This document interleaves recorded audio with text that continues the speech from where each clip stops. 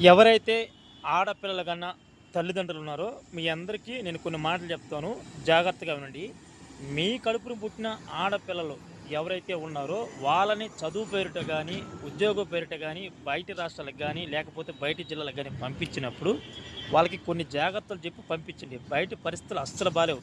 నేను ఈ మాట ఎందుకు చెప్తున్నానంటే, నేను బెంగుళూరులో ఉంటాను. అప్పుడప్పుడు నైట్ డ్యూటీలు చేస్తుంటాను.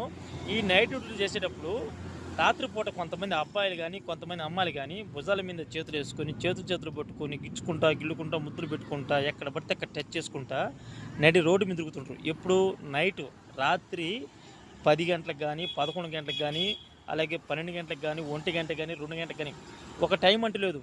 నైటు ఏ టైం పడితే ఆ టైమున పీజీలో నుంచి బయటకొచ్చి, హాస్టల్ నుంచి బయటకొచ్చి, బయట అబ్బాయిలతో పాటు తిరుగుతున్నారు.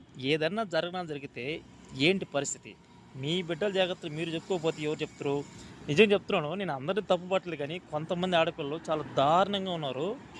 ఒక అబ్బాయిగా చెప్తున్నాను, ఒక మగాడిగా చెప్తున్నాను. ఒక మగవాడి ఆలోచనలు ఎలా ఉంటాయంటే, వాడికి అవకాశం ఉంటే ఎక్కడైనా దూరుతాడు. మనం ఎందుకు ఇవ్వాలి అవకాశాలు? కాబట్టి మీ ఆడబిడ్డల్ని మీరే జాగ్రత్తగా కాపాడుకోండి. వాళ్ళకి మంచైనా, చెడైనా మీరే చెప్పండి. నైట్ అండి 2 గంటలకి, 1 గంటకి రోడ్డు మీద తిరుగుతుండ్రు. ఒక అమ్మాయి, ఒక అబ్బాయి పిసుక్కుంటా, ఎక్కడ పడితే అక్కడ టచ్ చేసుకుంటా, గిల్లుకుంటా, గిచ్చుకుంటా అసలు ఎంత దారుణంగా ఉందంటే చూసేవాళ్ళకి మాకే చండాలంగా ఉంది. మరి మీ కడుపున పుట్టిన మీ బిడ్డలు ఇలా చేస్తుంటే మరి మీకెలా ఉంటుందో ఒకసారి ఆలోచించండి. ఎవరిని నమ్మాల్సిన అవసరం లేదు. మీరున్న జాగ్రత్తలో మీరు ఉండి, మీ బిడ్డలకి మీరే జాగ్రత్తలు చెప్పుకోండి.